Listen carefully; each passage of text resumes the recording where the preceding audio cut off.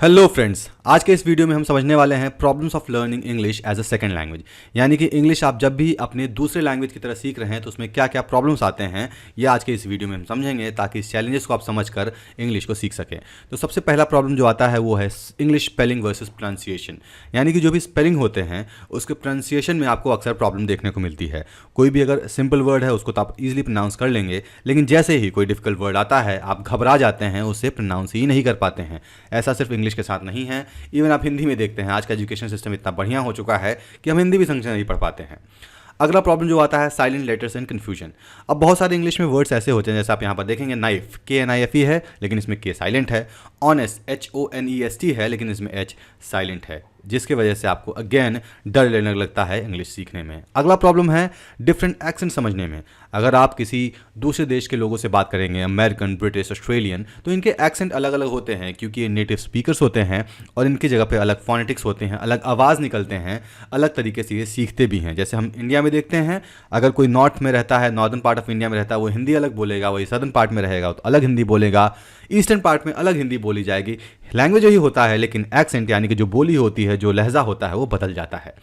अगला प्रॉब्लम होता है practice solution.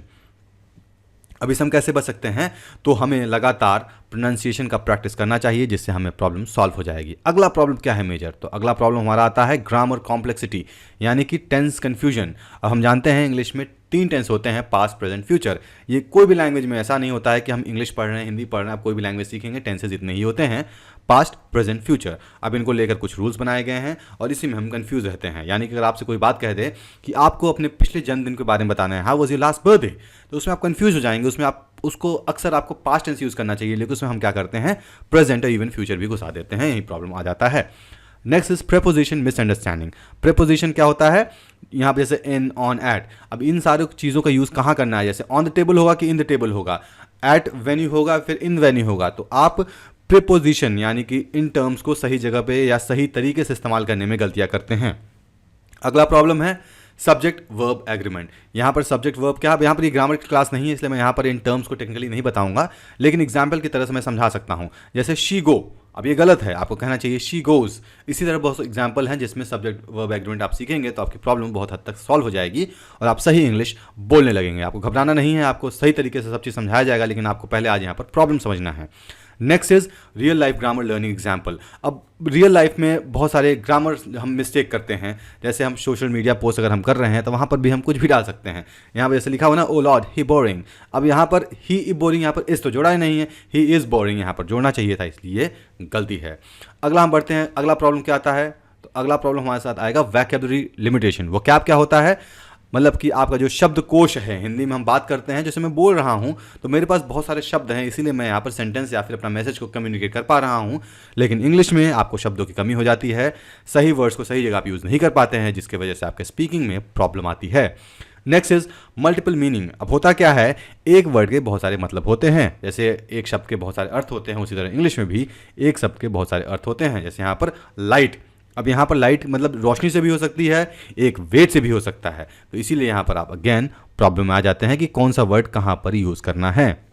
Next is phrasal verbs effectively. अब जैसे गिव अप, लुक आफ्टर, बहुत सारे आप इडियम्स एंड फ्रेजेस पढ़ते हैं ना, मुहावरे, तो इसी तरह इंग्लिश में भी बहुत सारे मुहावरे होते हैं। अब यहाँ पर अगर हम मुहावरों का लिटरल ट्रांसलेशन कर देंगे हिंदी में तो वहाँ पर काम नहीं करेगा, क्योंकि हर चीज़ का हम ट्रांसलेशन नहीं कर सकते हैं। इससे इंग्लिश सीखने का मतलब ट्रांसलेशन सीखना नहीं है। Translation can never help you to speak English, right. अगला प्रॉब्लम है डेली रीडिंग वोकैबुलरी। अब अगर आपको वोकैबुलरी बढ़ाना है, इसके लिए आपको ऑब्वियसली बात है डेली कुछ ना कुछ बुक्स, आर्टिकल्स, न्यूज़पेपर, ब्लॉग्स पढ़ने पड़ेंगे ताकि आपके शब्दकोश में बढ़ोतरी हो और आप उनका यूज़ करके अच्छे से कम्युनिकेट कर पाएँ। अगला प्रॉब्लम क्या है हमारा, अगला है कॉन्फिडेंस और एनवायरनमेंट। आपको गलतियों करने में डर लगता है। अगर आप किसी से बोल रहे हैं, देखिए सबसे पहले आपको ये डर हटाना पड़ेगा। आप किसी से बात कर रहे हैं तो आपको समझ में आना चाहिए, अगर आपको नहीं आता है गलती आप करेंगे ही, लेकिन हम ओवर थिंक कर जाते हैं कि नहीं हमें परफेक्ट बनना है। भैया फर्स्ट डे में कोई परफेक्ट नहीं होता है, आप परफेक्ट नहीं हो सकते हैं, आप सीखेंगे, ग्रेजुअली आप अच्छे की तरफ बढ़ेंगे, धीमे धीमे जाके बहुत मेहनत करने के बाद आप परफेक्ट करने वाले हैं। तो आपको ओवर थिंक नहीं करना है, बस और बस स्टार्ट कर देना है। आगे बढ़ते हैं। इंग्लिश स्पीकिंग अपॉर्चुनिटीज़, आपको बहुत सारी अपॉर्चुनिटीज़ नहीं मिलती हैं, इसके लिए घबराना नहीं है।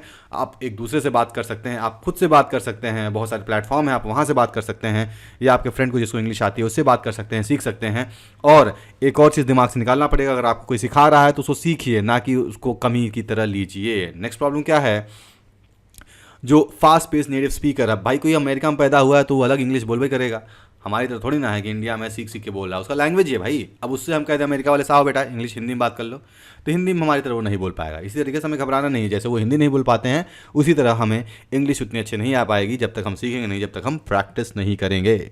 Next is writing struggles and solution. अब अगर आपको लिखने में अगर आप बोल नहीं पा रहे तो लिखेंगे तो है ही नहीं सही से, इसीलिए आपको डेली राइटिंग प्रैक्टिस करनी चाहिए, ग्रामर सीखना चाहिए। सब कुछ हम इस चैनल पे सीखने वाले हैं, आपको सिर्फ हमारे सारे वीडियोस देखने हैं, आपको घबराना नहीं है। छोटी छोटी चीज़ें से हम सिखाएंगे इंग्लिश आपको। अगर आप वीडियो देखेंगे तो आपको इंग्लिश बोलना आज नहीं तो कल आ ही जाएगा, घबराना नहीं है, बस वीडियोज़ देखते रहना है। अगला है finding practice partners and resources. अब आपको इंग्लिश सीखना है लेकिन आपको पार्टनर ही नहीं मिल रहे हैं, तो बहुत सारे ऐप है, ड्यूलिंगो ऐप है, या इसके अलावा बहुत सारे एप्लीकेशन आ गए हैं, ऑनलाइन चीज़ें आ गई हैं जहां से आप प्रैक्टिस कर सकते हैं, आप कम्युनिटीज़ बना सकते हैं। तो अगर आप यहां पर चैनल पर जुड़े हैं तो हम अगर हमारे सब्सक्राइबर बढ़ते हैं, हमारा परिवार बढ़ता है, हमारा फैमिली बढ़ता है, तो हम खुद की अपनी एक कम्युनिटी बनाएंगे जहाँ पर जो गाँव से आ रहे हैं, गाँव वाले को कोई नहीं सिखाता, हमें गाँव वाले को भी इंग्लिश बोलना सिखाएंगे। तो आपको घबराना नहीं है, जस्ट सीखना है, यहाँ पर कोई फीस नहीं लग रहा है, राइट। तो this was all about today's video. I hope आपको प्रॉब्लम्स इंग्लिश बोलने में क्या आती है समझ में आ गया होगा। अब इसके अलावा क्या क्या प्रॉब्लम है और भी हम वीडियो में जानेंगे, उसके बाद हम सोल्यूशन बताने की कोशिश करेंगे। सोल्यूशन में क्या करना है, आपको सिर्फ वीडियोस देखते रहना है, प्रैक्टिस करना है, हम आगे चलकर धीमे धीमे एक कम्युनिटी बनाएंगे जिससे आपको चीज़ें आसानी से सब कुछ समझ में आने लगी। मिलते हैं आपसे अगले वीडियो में, तब तक के लिए धन्यवाद।